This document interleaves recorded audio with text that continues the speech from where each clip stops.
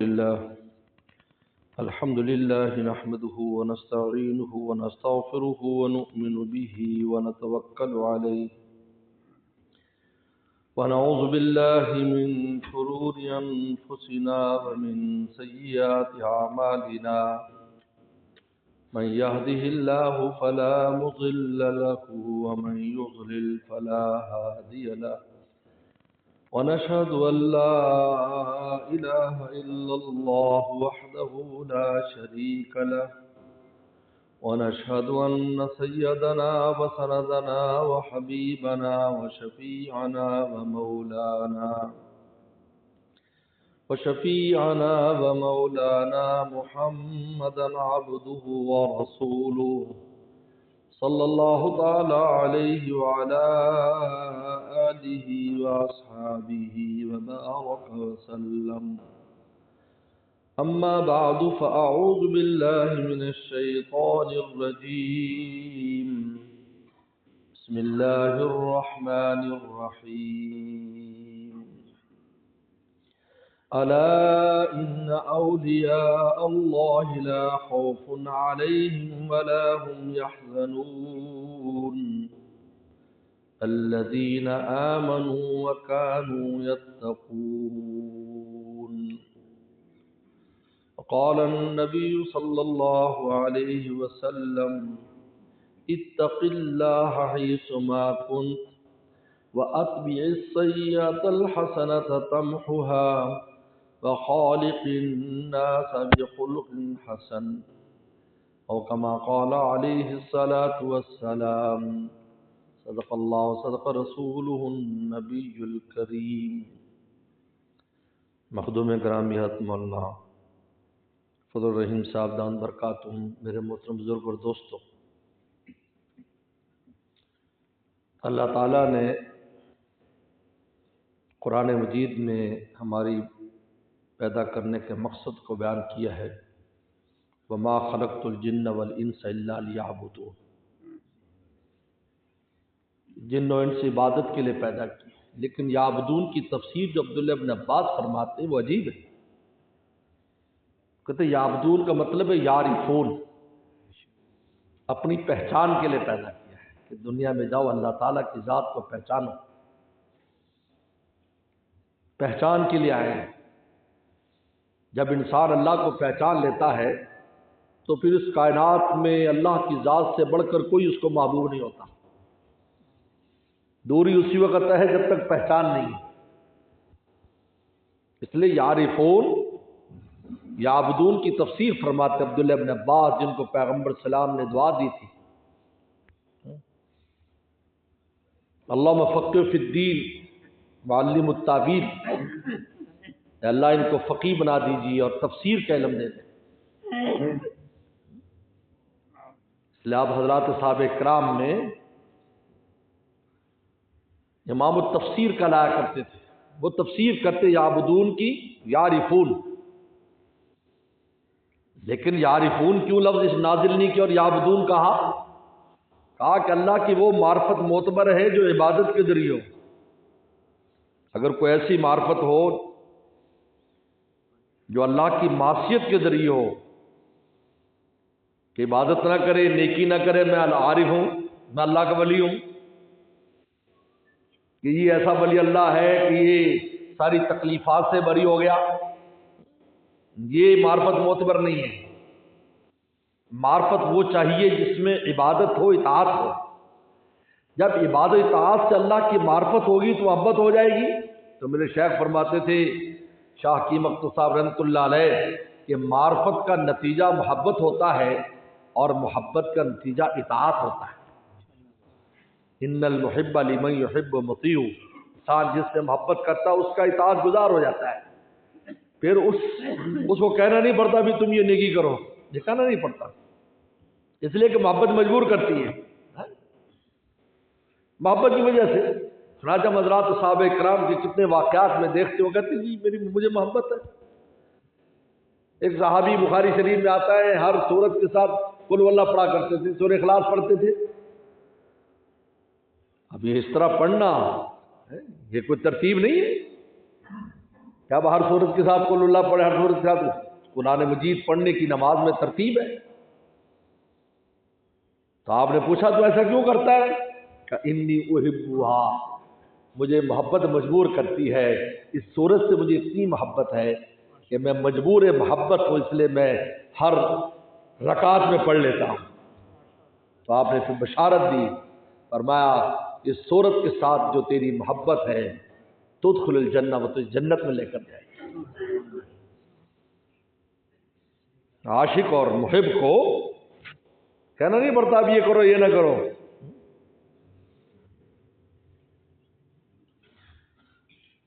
اس لیے اللہ تعالیٰ نے قرآن مجید میں ایمان والوں کی جو علامت بیان کی، یہ نہیں کہا کہ اللہ تعالیٰ سے محبت کرو کہ والذین آمنوا اشد حبا للہ، ایمان والوں کو تو اللہ ہی سے سب سے زیادہ محبت ہوتی ہے، قرآن کہہ رہا ہے۔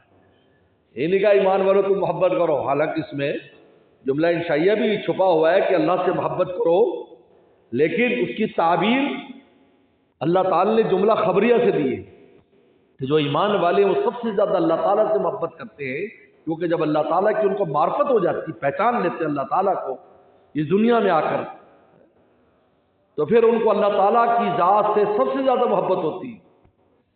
اشد حبا للہ، تمام محبتوں پر اللہ تعالیٰ کی محبت غالب ہو جاتی ہے۔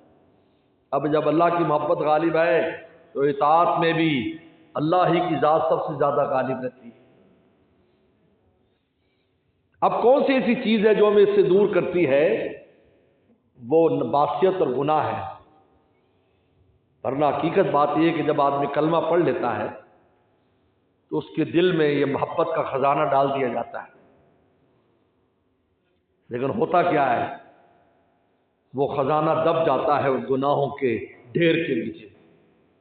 اس لیے پیغمبر سلام نے یہ دعا ہمیں سکھائی، اللہ مفتح اقفال قلوبنا بذکر کا، اللہ ہمارے دلوں کا تالا کھول دیجیے اپنے ذکر کی برکت سے۔ کیا مطلب؟ خزانہ تو اندر ہے لیکن نفس اور شیطان نے تالا لگا دیا ہے۔ اے اللہ ہم تجھے یاد کر رہے ہیں، اس کی برکت سے تالا کھول دے جس سے وہ اندر جو چھپی ہوئی دولت ہے وہ باہر آ جائے، اندر ہی چیز موجود ہے۔ جس طرح حضرات علماء اکرام کہتے ہیں کہ علم نظری جو ہے، ایک ہوتا ہے علم نقلی منقولی علم جو نقل ہو کر آتا ہے، جو علم نظری ہے یہ ہر ایک کے اندر موجود ہوتا ہے۔ استاد کا کوئی کمال نہیں ہوتا، بس استاد کا کمال اس کو اندر سے نکالنا ہوتا ہے۔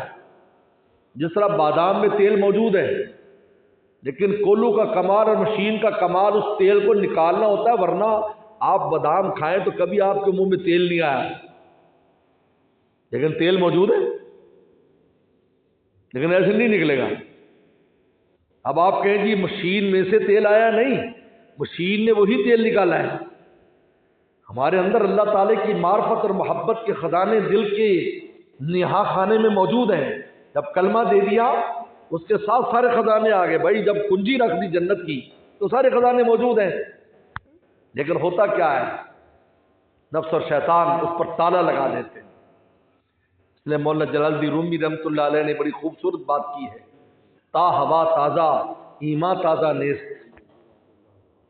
اے انسان جب تک تیری ہوائے نفسانی زندہ ہے تیرا ایمان تازہ نہیں ہے۔ تا ہوا تازہ، اب خود انسان موازنہ کر سکتا ہے کہ ایمان تر و تازہ کب ہوتا ہے۔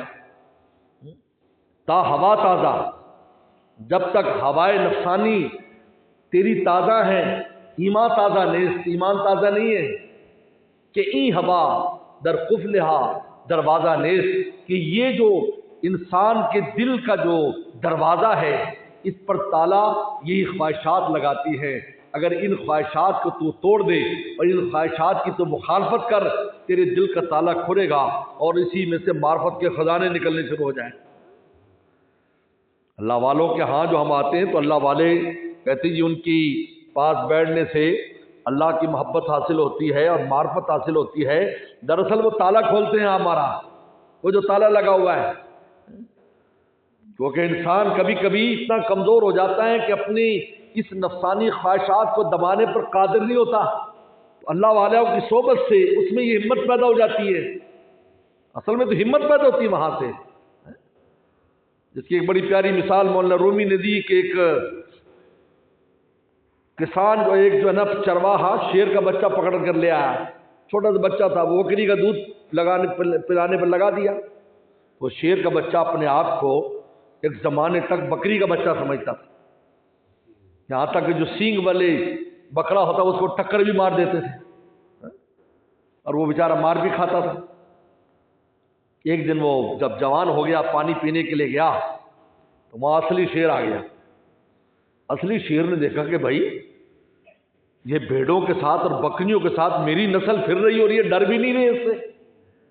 دیکھو ہو یہ راستہ بھول گیا ہے، یہ تو شیر تھا اور یہ بھیڑ اور بکری بن گیا، بھیڑ بکریوں کو صحبت سے۔ تو اس نے شیر نے کہا آج میں نے بھیڑ شکار نہیں کرنی، آج میں نے شیر کو شکار کرنا ہے شیر کو شکار کرنا۔ بس وہ دوڑا تو وہ بھی بھاگا ڈر کے شیر کی آواز سے، تو اس نے اس کا کان پکڑ لیا، کان پکڑ کر چشمے پر لایا، کہا کہ یہاں دیکھ تیری شکل کس سے ملتی ہے۔ انہوں نے جب دیکھا تو اس کے اندر جو چھپا ہوا شیر تھا، خوابیدہ شیر، سویا ہوا شیر، وہ زندہ ہوا، انہیں انگڑائی لی اور اپنے اس اصلی شیر کی طرح، اپنے وہ چاچے یا ابا کی طرح اس نے آواز نکالی۔ اب ساری بھیڑیں آگے بھاگتی جا رہی ہیں۔ مولانا رومی فرماتے ہیں اے انسان، چونکہ رات دن ہم ان لوگوں کے ساتھ رہتے ہیں جو نفس اور شیطان کے قابو میں ہیں اور نفس اور شیطان کے سامنے بھیڑے بنے ہوئے ہیں۔ حالانکہ اللہ نے مومن کو شیر بنایا ہے لیکن وہ بھیڑے بنے ہوئے ہیں۔ جب کسی شیر کی صحبت ملتی ہے کہ ان کے اندر چھپا ہوا شیر زندہ ہوتا ہے اور وہ پھر نفس اور شیطان کا خون پیتے ہیں۔ میرے شیخ فرمایا کرتے تھے جس طرح شیر کی طاقت خالی گوشت سے نہیں ہے۔ اب یہ جو شیر ہماری چڑیا گھر میں ہوگا یہ گوشت کھاتا ہے، اس میں وہ طاقت نہیں جو جنگل شیر میں۔ کیوں؟ اس لیے وہ پہلے خون پیتا ہے پھر گوشت کھاتا ہے۔ اصل خوراک اس کی خون ہے، گوشت تو آئس کریم کی طرح ہے، اس سے اس میں طاقت آتی ہے۔ زیادہ یہ شیر جنگل کے شیر کا مقابلہ نہیں کر سکتا کہ خالی گوشت کھاتا ہے، اصل چیز تو کھاتا نہیں، وہ خون پیتا ہے تو تگڑا ہو جاتا ہے، آواز دیتا ہے، زمین ہلنے لگتی ہے۔ اور جنگل میں میرے شیخ فرماتے تو اس کی اتنی طاقت ہوتی شیر کی کہ وہ جب دریا پار کرتا ہے بہاؤ کے خلاف جاتا ہے، بہاؤ پر پار نہیں کرتا، وہ اپنی بےزتی سمجھتا ہے، وہ پانی کے خلاف چلے گا۔ میرے دوست، جب مومن نفس اور شیطان نفس کا خون پیتا ہے نا، خون اس کے حرام تمناؤں کا، تو اس کی روح شیر کی طرح ہو جاتی ہے، پھر زمانے کے خلاف چلتا ہے۔ زمانہ ادھر جا رہا ہے، کہتا جاتا پھرے بھائی، ہم نے تو ادھر جانا جدھر مولا نے کہا ہے، مولا ادھر بلا رہا ہے، زمانہ ادھر جا رہا ہے۔ زمانہ ہو خلاف پرواہ نہ چاہیے، پیش نظر تو مرضی جانا نہ چاہیے۔ لوگ کہتے ہیں جی ماحول، حضرت صاحب کیا کریں جی، ماحول کی بڑی مجبوری ہے، ماحول ایسا بناؤ۔ بے ماحول کس زمانے میں خراب نہیں تھا، مجھے یہ بتا دیا، کوئی زمانہ گزرا ایسا جس میں ماحول ٹھیک ہو؟ یوسف صلی اللہ علیہ السلام کا زمانہ کو آج کا زمانہ ہے؟ آج کا زمانہ ہے؟ ہزاروں سال گزر چکے ہیں، قرآن نے ان کے ماحول کو بیان کیا ہے۔ وَالرَّابِطَةُ الَّتِي هُوَ فِي بَيْتِ عَن نَفْسِهِ۔ عربی فصاحت بلاغت کے اعتبار سے یہ جملہ بہت لمبا ہے، جتنا جملہ مختصر ہوتا ہے اتنی کلام اتنا فصیح ہوتا ہے۔ اتنا کہہ دیتے کہ فلاں نے بہکایا، بھائی اتنا کافی تھا۔ رابطت کے بعد نام لے دیتے کہ فلاں نے بہکایا، بس بات مکمل ہو جاتی۔ مثلا رابطت زلیخا، جملہ مکمل ہو گیا۔ کہ نہیں، اللہ نے ماحول بیان کیا۔ رابط التی ہوا فی بیتی عن نفسی، اس عورت نے بہکایا جس کے گھر کی چار دیواری میں ہمارا یوسف قید تھا، اس نے بہکایا، یہ بتانے کے لیے کہ ماحول کتنا سخت تھا کہ مفر کا کوئی راستہ نہیں تھا، دوڑنے کا کوئی راستہ نہیں تھا، ہر طرف سے گناہ گھیرے ہوئے تھے، پھر تالے بھی لگے ہوئے تھے، خالی چٹکنی لگی ہوئی نہیں تھی، تالے لگے ہوئے تھے اور ساتھ ساتھ دروازوں کو تالے لگے ہوئے تھے، لیکن ہماری یوسف نے ہار نہیں مانی کہ ماحول کو اپنے آپ حوالے کر دیتے، کہہ دیتے بھی جیسا ماحول، قال معاذ اللہ، سب سے پہلے اللہ کی پناہ زبان سے مانگی، واستبق الباب، پھر دوڑے، دو کام کیے، پہلے اوپر رابطہ کیا، معاذ اللہ، اللہ میری مدد کر، پھر دوڑے، یہ نہیں کہ میں بیٹھے تسبیح بھیجتے رہے، بلکہ دوڑے، جب یہ دو کام کیے کہ اللہ سے رابطہ بھی کیا اور قدم بھی اٹھایا، اللہ تعالیٰ نے ساتوں کے ساتوں دروازے کھول دیے اور وہ گناہوں میں سے ایسے پاک نکل گئے، اور پھر اللہ تعالیٰ نے ان کو کس مقام پر پہنچا دیا۔ یہ واقعہ اللہ نے کیوں بیان کیا ہے؟ یہ بتانے کے لیے کہ ماحول کو اپنے آپ ماحول کے حوالے کر دینا مومن کی شان نہیں ہے، یہ بہت کمزوری کی بات ہے۔ ماحول، یہ کیا بات ہوئی بھائی؟ حضور صلی اللہ علیہ وسلم کے زمانے کا ماحول نہیں دیکھا آپ نے؟ کیا تھا مکہ میں، کیا ماحول تھا؟ پھر حضرت بلال رضی اللہ عنہ کیوں مار کھاتے تھے؟ آپ نے فرما دیا، اے ابو بکر بلال سے کہہ دو ہمیں تکلیف ہوتی جب اس کو مار پڑتی ہے، کچھ دن کے لیے کلمے کو چھپا لے۔ تو کیا کہا؟ میں مجبور محبت ہوں، جب مجھے مار پڑتی ہے مجھے میرا محبوب یاد آتا ہے، میں آہت کرتا ہوں، میں عاشق ہوں، عاشق کو جب مار پڑتی ہے تو پھر اس کو اپنا محبوب یاد آتا ہے۔ بچے کو مار پڑتی ہے تو ماں کیوں یاد آتی ہے؟ کیونکہ اس کی دل و جان میں ماں سمائی ہوئی ہے، باپ سمایا ہوا ہے، وہ ابا ابا کرتا ہے، لیکن جب ربا سے دوستی ہو جائے، پھر کچھ بھی ہو جائے، اس کو ربا یاد آئے گا۔ میں مجبور محبت ہوں، میں کیا کروں؟ تو صحابہ یہ عذر کر دیتے ماحول نہیں ہے ابھی تو ایمان لانے کا۔ کیسے ایمان لائے؟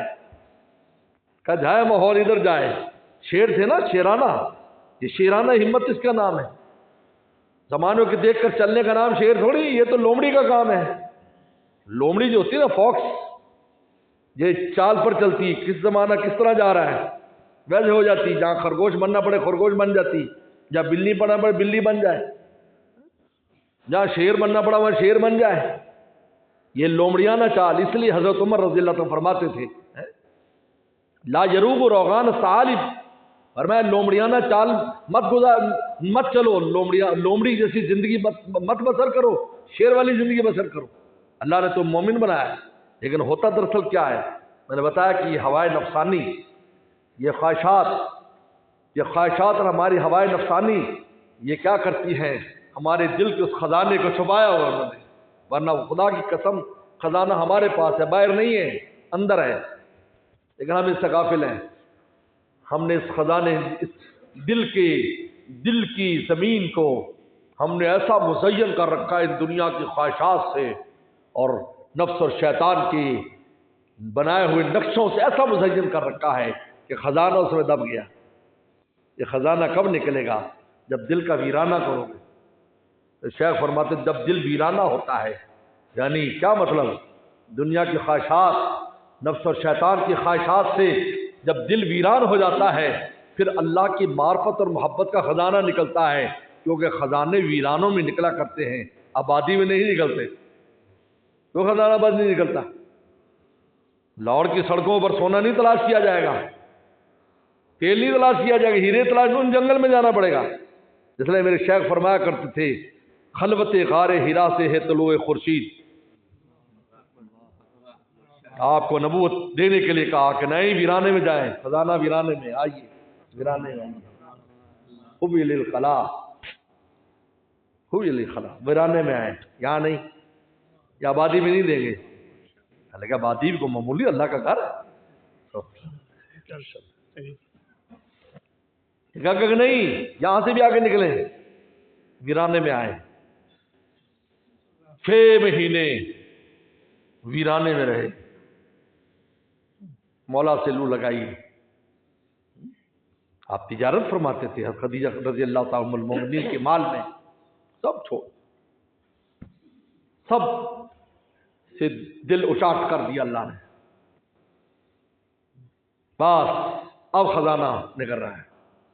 خلوت غار ہرا سے طلوع خورشید، یہ غار ہرا آج جہاں میں نظر آتی ہے، یہ اس وقت تو جنگل تھا، یہ اب وہ جاتا نہیں تھا خوف کی وجہ سے، اب تو آبادی ہو گئی۔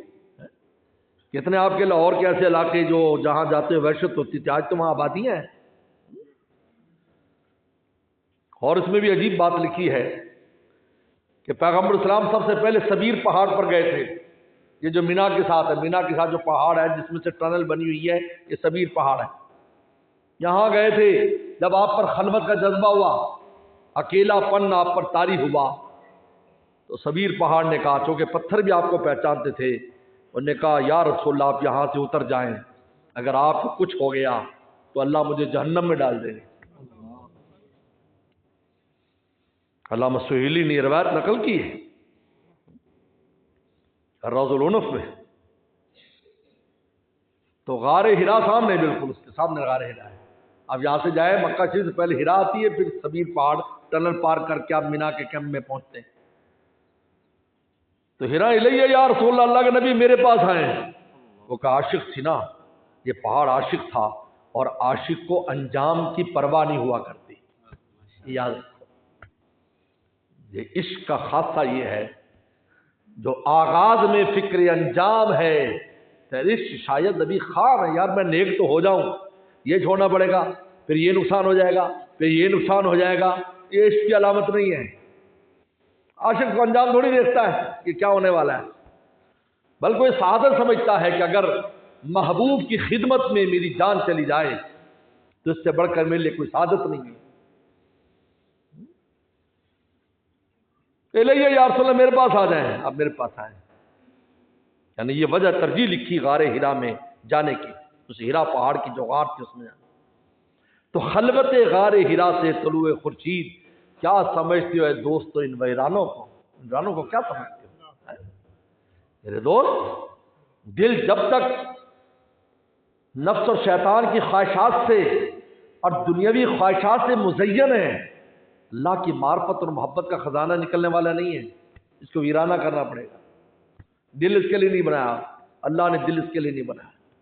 اللہ نے باقی ساری چیزیں تیری کمائی کے لیے، کھانے کے لیے اللہ نے منہ بنایا ہے، دیکھنے کے لیے آنکھ بنائی ہے، سننے کے لیے کان بنائے، کمانے کے لیے ہاتھ بنائے، چلنے کے لیے پاؤں بنائے، یہ جو اندر دل رکھ دیا ہے یہ صرف اپنی ذات کے لیے بنایا ہے، یہ اللہ نے اپنی معرفت محبت کے لیے بنایا ہے۔ کلمے کو یہاں پر رکھا ہے، قرآن مجید یہاں پر ہے، سب محبت کی باتیں یہاں پر ہیں۔ اس لیے کہتے ہیں جتنے بھی سائنسی ترقیات ہیں ان کا تعلق دل کے ساتھ نہیں ہے، ان کا تعلق دماغ کے ساتھ ہے، ذہن کے ساتھ ہے۔ وہ ذہن اور دماغ سے وہ چیزوں کو ایجاد کرتے ہیں، اگر ان کا دل انوالو ہو جائے ان چیزوں میں تو وہ ایمان لے آئے، کھانے کو پہچان لیں، لیکن دل شامل نہیں ہے، دل کسی اور کام میں ہے، ایسا ہو نہیں سکتا۔ ناظر قرآن مجید خود کہتا ہے یتفکرون فی خلق السماوات والارض، کہ میرے پیارے زمین آسمان کی غور کرتے تخلیق میں اللہ، یہ بھی فکر ہے۔ تو پھر کیا نتیجہ کیا نکلتا ہے؟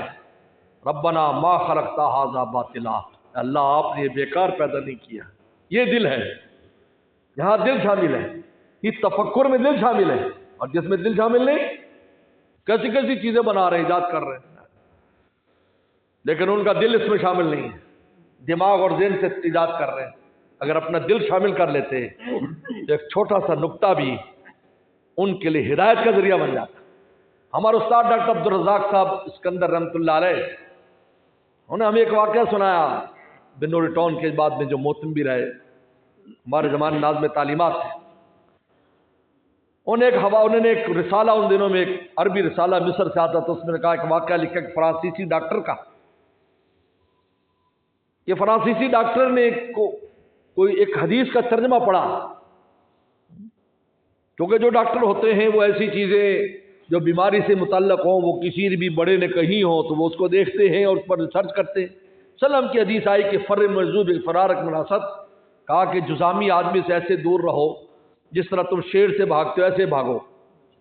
یہ پیغمبر اسلام نے کمزور ایمان والوں کے لیے ایک طریقہ بتایا کہ دیکھو بھائی، پہلے تمہارا ایمان کمزور ہے، پھر تم اس بیماری کو بندے کی طرف منسوب کر دو گے تو مزید کمزور کر لو گے، تو دور رہو۔ اب اگر بیماری لگے گی سمجھو گے اللہ تعالیٰ نے دی ہے، لیکن تکڑوں کے لیے نہیں ہے، تکڑوں کا معاملہ الگ ہے، ان کا معاملہ الگ ہے۔ سیدنا صدیق اکبر رضی اللہ عنہ کے بارے میں لکھا ہے کہ وہ ایک پہاڑ پر جایا کرتے تھے روزہ، ہفتے میں یا 2-3 دن کے بعد، تو کسی نے پوچھا، حضرت عمر رضی اللہ عنہ نے پوچھا ان کے معاملات کے بارے میں، کہا کہ پہاڑ پر جاتے تھے، حلوہ بنوا کر لے جاتے تھے، تو وہ حلوہ بنا کر لے گئے تو گئے، دیکھا کہ وہاں ایک معذور سا آدمی ہے، نابینا اندھا معذور پڑا ہوا ہے اور کوڑ کا مغز پتن کیا کچھ امراض ہے. تو وہ یہودی تھا، اس کے لیے 2-3 دن کے بعد نرم چیز لے جاتے اور جب اس کے منہ میں ڈالا تو وہ نے کہا کہ تو وہ نہیں ہے جو پہلے تھا، کیونکہ تیرے ہاتھ کی سختی سے میرے ہونٹوں کو تکلیف ہوئی. انہوں نے کہا پہلے والے کیا کرتا تھا؟ کہا کہ منہ میں رکھ کے زبان کے ذریعے اندر دیتا تھا. تو کامل ایمان والوں کے الگ ضابطے. موسیا آداب دانا دیگرن، دانوں کے عقل والوں کے آداب الگ ہیں. سوختہ جانا روانہ دیگرن، اور جن کی جانیں اللہ کی محبت میں جل بھن گئی ان کے لیے اور آداب ہیں اور طریقہ کار. تو اس نے اس پر تحقیق کی کہ ان کے پیغمبر نے، ان کے پروفٹ اور پیغمبر نے تشبیہ شیر کے ساتھ کیوں دی ہے؟ اور بھی بہت سی دنیا موزی چیزیں، جیسے سانپ سے بھاگتا ہے آدمی، آگ سے بھاگتا ہے، لیکن خاص شیر کا نام کیوں لیا ہے؟ اس کے دماغ میں یہ بات کلک ہوئی، اس کو کہتے ہیں کلک ہو گئی، بیٹھ گئی، یہ نقطہ بیٹھ گیا. وہ ریسرچ کرنے لگا بھی یہ تشبیہ دینے کی کیا وجہ ہے، اور کوڑ کا کوئی مرض تلاش کرنے لگا، مریض تلاش کر، بھی کوڑ کا کوئی مریض تلاش کرو، ہم اس پر ریسرچ کرتے ہیں اس حدیث کے تناظر میں. میرے شیخ فرمایا کرتے تھے، شاہ حکیم رحمۃ اللہ علیہ، اے دوست جب ایام بھلے آتے ہیں، اے دوست جب ایام بھلے آتے ہیں، گھات ملنے کے وہ آپ خود بتلاتے ہیں. تحقیق کی، ایک کوڑ کا مریض مل گیا، اس کا انہوں نے سیمپل لیا، بایوپسی جس کو کہتے ہیں، اور ٹکڑا کاٹا اور خوردبین میں دیکھا تو حیران ہو گیا کہ کوڑ کے مرض کے جو جراثیم تھے ان کے ایسے لگے جیسے ننھے ننھے شیر ہو. بس انہوں نے کہا بھی ان کا مذہبی مکان کون سا ہے مسلمانوں کا؟ وہاں آیا، انہوں نے کلمہ پڑھ لیا، مصر کے اس رسالے میں چھپا. میرے دوست اگر یہ دل شامل ہو جائے، دل کسی چیز کے تفکر میں اس دنیا کی، پھر ربنا ما خلقت ھذا باطلا، تو پھر یہ بات کرے گا، یہ بات نہیں کرے گا یہ کر لیا وہ کر لیا یہ کر لیا. حدیث شریف میں آتا ہے پیغمبر صلی اللہ علیہ وسلم کے ایک صحابی گرمی کے موسم میں باہر لیٹے اور اندھیری رات ہے، وہ ستاروں کو دیکھتے ہیں، چاند دیکھتے ہیں، جوش آتا ہے دیکھ کر، جوش آتا ہے، جوش آتا ہے. ایک سائنس کا طالب دیکھتا ہے، وہ کہتا ہے یہ کدھر جا رہا ہے، یہ کدھر ہے، فلاں ستارہ نہیں، وہ ستارے دیکھ جوش آتا ہے. کہتا ہے یا ایھا السماء والنجوم، اے آسمان اے ستاروں، ان لک ربا وخالقا، تمہارا بھی کوئی رب اور خالق ہے، تم نہیں ایسے بن گئے جو آسمانوں پر سجے پھرتے ہو. ربی اغفر لی، اللہ مجھے معاف کر دے، اللہ مجھے معاف کر دے. یہ تفکر تھا نا. لیکن تفکر میں کیا کہا اور پھر کیا مانگا؟ پہلے دیکھا آسمان کی ستاروں کو، پھر کہا تمہارا کوئی رب اور خالق ہے، تم خود نہیں بنے، پھر کہا اللہ معاف کر دے. فجر کی نماز بھی پیغمبر صلی اللہ علیہ وسلم، کون تھا رات جو اپنے رب سے باتیں کر رہا تھا؟ کون تھا؟ صحابہ اکرام کی عادت تھی، ایک دفعہ 2 دفعہ وسلم کہے تو خاموش بیٹھے رہتے. تیسری بات کہی کہ کہا حضرت میں تھا. کیا کہا تو نے رات؟ کہا اس طرح میں ستاروں کو دیکھ رہا تو مجھے جوش آیا اور میں نے زبان سے یہ بات کہہ دی، اور میں جبریل صلی اللہ علیہ وسلم آئے تھے، پیغام دیا، اللہ نے فرمایا بندے سے کہہ دو میں نے اس کو معاف کر دیا. یہ وہ ہے جس میں قلب شامل ہے، دل شامل ہے. میرے دوستو نفس اور شیطان اس دل کو تالا لگا دیتے ہیں، اندر کا خزانہ اندر رہ جاتا ہے. اللہ خزانہ اندر ہے، اس کو توڑنے کی ضرورت ہوتی ہے. اس لیے پیغمبر سلام نے صحابی کو 3 نصیحتیں کی. اتق اللہ حیثما کنت، تقوی اختیار کر. تقوی نام نفس اور شیطان کی مخالفت کا ہے. یاد رکھو 3 چیزیں انسان کو گمراہ کرتی ہیں، شیطان، نفس اور معاشرہ، سوسائٹی، ماحول. مولانا ادریس صاحب کاندھی رحمۃ اللہ علیہ ہمارے والد رحمۃ اللہ علیہ کے استاد بھی تھے اور یہاں کے بڑے تھے. ہمارے والد رحمۃ اللہ علیہ بہاول نگر میں تھے. جب کوئی پریشانی ہوتی تو نیلا گنبد میں ان کے پاس آ کر اپنے دل کی تسلی کیا کرتے تھے. انہوں نے ہی بھیجا تھا بہاول نگر میں. ہمارے والد صاحب تو چین کے تھے، اردو اچھی نہیں آتی تھی، تو مشورہ کیا حضرت میں کہاں جاؤں؟ تو بہاول نگر میں سیٹ آئی کہ یہاں ایک مدرس بھیج دو، اور بلوانے والے حضرت مولانا سید بدر عالم میٹھی رحمۃ اللہ علیہ. تو انہوں نے کہا بھائی تم بہاول نگر چلے جاؤ. دیوبند میں پڑھا. کہا کہ میں بہاول نگر میں تو جانتا نہیں کون سی جگہ ہے. انہوں نے کہا میں اس لیے بھیج رہا ہوں تمہاری تشکیل، تمہاری اردو فصیح نہیں ہے، ہندوستان میں نہ رہنا، اردو پر مذاق اڑائیں گے طالب علم. جس علاقے میں تم جا رہے ہو ان کی زبان بھی اردو نہیں ہے، جیسے تیری اردو ویسے ان کی اردو. پھر فرمایا حضرت نے نصیحت کی، مولانا ادریس رحمۃ اللہ علیہ نے میرے والد صاحب کو، کہ جب طالب علم ہنسے تو تم بھی ہنسنا، جب روئے تو تم بھی رونا، تاکہ ان کو یہ پتہ نہ ہو کہ استاد جی کو پتہ ہی نہیں. اب بہاول نگر آ گئے. بہاول نگر بھی حضرت فرماتے ہیں اپنی تفسیر میں معرف القرآن میں، فلما اضاءت ما حولہ، کہ جب ان منافقین کے ماحول کو، ان منافقین کے ماحول کو آسمان کی بجلی روشن کر دیتی ہے تو وہ چلتے ہیں، اور جب اندھیرا ہو جاتا ہے تو رکتے ہیں. حضرت نے یہ عجیب نقطہ لکھا ہے، ماحول سے متاثر ہونا دراصل دلیل ہے کہ نفاق کے جراثیم ہے. اگر نفاق کے جراثیم نہ ہوتے تو مومن کے سامنے ماحول کی کوئی حیثیت نہیں ہے. تو جہاں بھی ہو مولا کا بن کے رہتا ہے، اس کا مولا ہر جگہ ہے. میں نے اپنے شیخ کے ساتھ ایک ملک میں گئے، کہا جی فلائٹ ایک ہفتہ لیٹ ہو جائے گی اگر آپ ابھی فلائٹ میں نہ بیٹھے، کیونکہ ظہر کا ٹائم تھا. میں فرمایا ظہر ہماری رہ جائے گی اگر جہاز میں بیٹھیں گے. ہم ظہر پڑھ کے جہاز والے نے کہا فلائٹ ایک ہفتے کے بعد ملے گی. اور میں ہم کون سی اجنبی جگہ ہیں؟ کیا یہاں ہمارا مولا نہیں؟ یہ سرزمین مولا کی ہے، جہاں مولا ہے وہیں اس کا بندہ ہے. ہمیں کیا کام ہے؟ ہمیں کیا کام ہے؟ اس کے لیے کوئی جگہ اجنبی نہیں، مولا ہے وہاں. جہاں مولا ہے وہیں عاشق ہے. میں کوئی بات نہیں، ہم یہاں پھر مولا کو اور یاد کر لیں گے اور یہاں دین کی خدمت کر لیں گے. جہاز والوں کی بھی ہمت نہیں جہاز چلانے کی. حالانکہ جہاز لیٹ ہو رہا تھا، ساری سوار بھی کیوں لیٹے ہو رہے بھائی؟ انہوں نے کہا بھائی یہ کچھ بزرگ اور صوفی لوگ ہیں، نماز پڑھے بغیر نہیں آئیں گے. خیر، تو میرے دوست ماحول سے متاثر ہونا منافق کا کام ہے، مومن کا نہیں ہے. کوئی ماحول ہو اسے کیا پرواہ ہے. حضور صلی اللہ علیہ وسلم کی ذات سے لے رہے ہیں، صحابہ کو لے لیں، آپ آج تک آ جائیں. 3 چیزیں گمراہ کرنے والی ہوتی ہیں. شیطان کرتا ہے نفس کا علاج اس کی مخالفت کرنا ہے. شیطان کو دوڑانا آسان ہے. میرے شیخ فرماتے ہیں اعوذ باللہ من الشیطان جی پڑھ لو بھاگ جائے گا. شیخ فرماتے ہیں شیطان کتا ہے، اللہ کے دربار کے آگے ایک کتا کھڑا ہے. کتے سے لڑنے کی ضرورت نہیں ہے، مالک کو آواز دو خود ہی دوڑا دے گا. تم کیوں بیچ میں پڑھتے ہو؟ مالک کو کہو وہ خود انتظام. اس لیے فرمایا اعوذ باللہ پڑھ لو، تم لا حول ولا پڑھ لو، ہم بس اس کو دوڑا دیں گے. اور افکار نفس رہ جاتا ہے.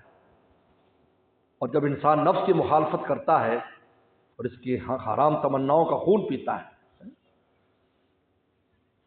تو پھر شیر کی طرح تکڑا ہو جاتا ہے، پھر زمانے کے خلاف چلتا ہے. اس کو اچھا لگتا ہے زمانے کے خلاف، اس کو یہ پرواہ نہیں ہوتی کیا ہوگا. میرے شیخ فرماتے تھے شیر ہمیشہ کے لیے بادشاہ ہے. اپنی شیرانہ طاقت کی وجہ سے کبھی ووٹنگ نہیں ہوئی جنگل میں، ورنہ بندر تو زیادہ ہے، حکومت تو ان کی ہونی چاہیے. لیکن ایک دھاڑ مارتا ہے، سارے دعوے کرنے والے سب بھاگ جائیں گے. کتنے ستارے ہیں، وہ کہہ نہیں حکومت آسمان پر ہماری ہونی چاہیے. سورج نکلتا آ جاؤ بھائی، تو ستارہ اپنے وجود بھی کھو بیٹھتے. مار نمایا ہوا چھپ گئے تارے، وہ بھری مذہب میں مجھے اکیلے نظر آئے. مومن اکیلا بھی ہو، اکیلا ہو، وہ غالب الاحوال ہے. مغلوب الاحوال ہونا مومن کی شان نہیں، یاد رکھو. غالب رہتا ہے حالات پر. ہمارے استاد مفتی ولی حسن ٹونکی رحم اللہ نے ہمیں ایک واقعہ سنایا. مفتی اعظم پاکستان شیخ العزیز جامع اسلام بن نوری ٹون کہ شیخ عبد القادر جیلانی رحمۃ اللہ علیہ سے جنگل میں سفر فرما رہے تھے تو شیطان ظاہر ہوا. اب شیطان تو رنگ برنگی شکلیں اختیار کرتا ہے، صرف نبی کریم صلی اللہ علیہ وسلم کی شکل اختیار نہیں کر سکتا. کسی بھی طور پر بھی اس کو ہمت ہی نہیں ہے. لہٰذا کوئی بھی وسلم کو خواب میں دیکھتا ہے تو آپ ہی کو وہ دیکھتا ہے. اگر آپ میں کوئی کمی بیشی دیکھتا ہے وہ دیکھنے والے کی کمی بیشی ہوتی ہے، کیونکہ آپ کی ذات آئینے کی طرح ہے. آئینے کے سامنے میں اور آپ کھڑے ہوں تو ہمیں آئینہ بھی نظر آتا ہے، لیکن اس میں ہمارے اوپر جو کمی ہوتی ہے وہ بھی نظر آتی ہے. رسول اللہ کی ذات آئینے کی طرح ہے، وہ خواب میں کمی دیکھتا ہے، دراصل اس آدمی کی اپنی کمی ہوتی ہے، اور اشارہ ہوتا ہے کہ بھائی ہماری کامل ذات کے لیے اپنی کمی کو دور کرو. بہت سی ایسی چیزیں موجود ہیں، بہت سے خواب اور اس کی تعبیرات موجود ہیں. باقی شکلیں بنا دیتا ہے تو بڑی نورانی شکل میں اور بہت بڑی کرسی پر بیٹھا ہوا، او پورا جنگل روشن ہو گیا. شیخ عبد القادر جیلانی رحمۃ اللہ علیہ سفر فرما رہے ہیں، عبد القادر میں تیرا رب ہوں، ایسے کہا تو نے مجھے بہت راضی کیا ہے، اب میں نے ساری تکلیفات تیری ختم کر دی، تو کوئی مکلف نہیں ہے، نہ نماز کی ضرورت ہے نہ روزے کی، بس آج سے ہر تکلیف سے تجھے بری کر دیا میں نے. عبد القادر جیلانی رحمۃ اللہ علیہ ماحول سے مغلوب نہیں ہوئے، مغلوب نہیں ہوئے. انبرا تو شیطان ہے. تکلیف سے تو پیغمبر اسلام بھی آخر تک نماز پڑھتے رہے. کوئی نہیں آتا کہ اللہ کے رسول ہے تو اب نمازوں کی تکلیف ختم کر دی گئی اور روزے کی کر دی گئی. شیطان ہے تو اللہ حلوہ پڑا تو زور سے دھماکہ ہوا. جب دھماکہ ہوا تو غائب ہو گیا. تو پھر کہنے لگا عبد القادر تجھے تیرے علم نے بچا لیا. فرمایا کہ بدماش مجھے گمراہ کرتا ہے، مجھے میرے رب کے فضل نے بچایا. ہمارے استاد فرماتے تھے مفتی ولی حسن ٹونکی رحمۃ اللہ علیہ، یہ لوگ غالب الاحوال تھے، ہم مغلوب الاحوال ہیں. فوراً ماحول سے دب جاتے اور ویسے ہی کرنا شروع کر دیتے جیسے وہ لوگ کر رہے ہیں. بھئی یہ کیا بات ہوئی؟ یہ مومن کی شان ہے. چار آدمی بیٹھے ہوتے ہیں، وہ گناہ میں مبتلا ہیں اور ہم ان سے دب رہے ہیں. بھئی تو تو مومن ہے، تو کیوں دبتا ہے؟ تو صحیح راستے پر ہے، وہ تو غلط راستے پر ہے. غلط راستے والے جمے رہے اور صحیح راستے والا اپنے آپ کو کمزور محسوس کرے، یہ دراصل اندر کی کمزوری ہے. اس لیے میرے شیخ نے ایک بڑی پیاری بات کی، فرمایا کہ یہ جو ہم چھوٹی بات چیزیں آتی ہیں، کسی کوئی کلپ دیکھ لیا، کسی پر کوئی چیز دیکھ لی، علماء سوال کرنے میں حضرت یہ سوال آیا ہے، یہ دیکھنا. فرمایا کہ یہ تمہارا ایمان ہے کہ چھوٹی باتوں پر تمہاری ٹانگیں ہلنے لگتی ہیں؟ یہ ایمان تمہارا وہ ہے جو لکڑی کے ستونوں پر کھڑا ہے. شیطان کس دن اکھاڑ کر اس کو لے جائے گا. مومن کا تو کچھ بھی ہو جائے، چمن کا رنگ تو نے سراسر خزاں بدلا، چمن کا رنگ تو نے سراسر خزاں بدلا، نہ ہم نے شاخ گل چھوڑی نہ ہم نے آشیاں بدلا. مومن کہتا ہے جاؤ تم کو عورت ہے، یہ کہنے والے غلط ہیں، یہ جھوٹا ہے، یہ غلط ہے، یہ غلط ہے. ہم جو کچھ اپنے بڑوں سے سنا ہے، ہم نے علماء سن، بالکل صحیح ہے.